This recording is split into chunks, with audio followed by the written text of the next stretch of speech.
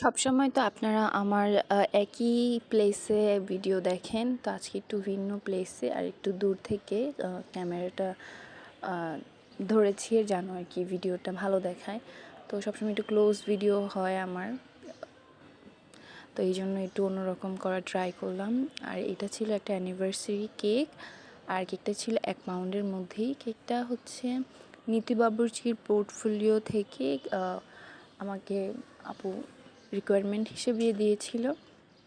তো ওরকমটাই করা ট্রাই করেছিলাম। আর আমি আমার সব কাস্টমারদের বলে দিই যে হুবহু কিন্তু হবে না, কিছুটা ডিফারেন্ট হবে, কারণ সবার কেক তো এক হয় না, সবার হাতের কাজও এক হয় না। তো ওরকমটা করার ট্রাই করেছি। আর এই যে যখন আপনারা ফ্লাওয়ার দিয়ে কাজ করবেন, আই মিন যেই ফ্লাওয়ারগুলো তো ওই ফ্লাওয়ারগুলো দিয়ে কাজ করার আগে অবশ্যই ফ্লাওয়ারগুলো ভালো মতন ধুয়ে নেবেন।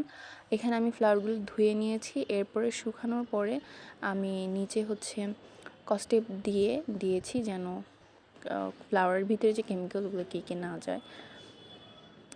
তো এই আর কি কেকের ফিনিশিং। আমি এরপরেও আর কি পিকচার তুলে যখন কাস্টমারকে দিই, তো আপু বলে আপু একটু সুগার বল আরও দিতে হবে, আর রোস্টটা একটু ছোটো হলে ভালো হতো। তো আমি পাপড়ি কিছুটা সরিয়ে দিই এরপরে, আর সুগার বল আরও কিছুটা অ্যাড করে দিই।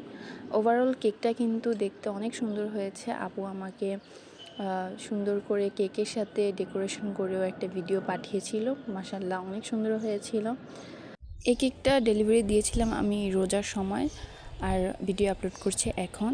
আর কেকের লাস্টে হচ্ছে আমি টপারটা বসিয়ে দিব, আর টপারটা দেওয়ার পরে কিন্তু কেকের লুকটা পুরোই চেঞ্জ হয়ে গিয়েছিল। তো আপনাদের কাছে কেমন লাগলো অবশ্যই জানাতে ভুলবেন না।